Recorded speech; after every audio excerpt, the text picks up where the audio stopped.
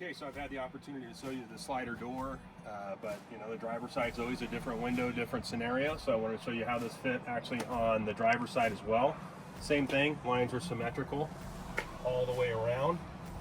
So it's a very clean window, fits the space well, and again you're going back to half slider on here, sliding screen on both sides.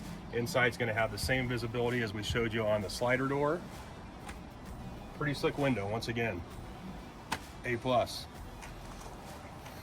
Okay, so now we're on the driver's side of the Ford Transit.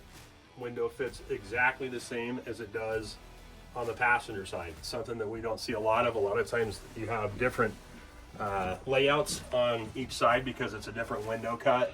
This is the exact same window, so they're identical to each other. And once again, same thing. Pulls open, slams shut. It also has the sliding screen, so you can pass food and drink out the window, close it back down, and keep the bugs and, I was going to say bugs and rodents, but hopefully rodents aren't trying to get through your side windows. There you go.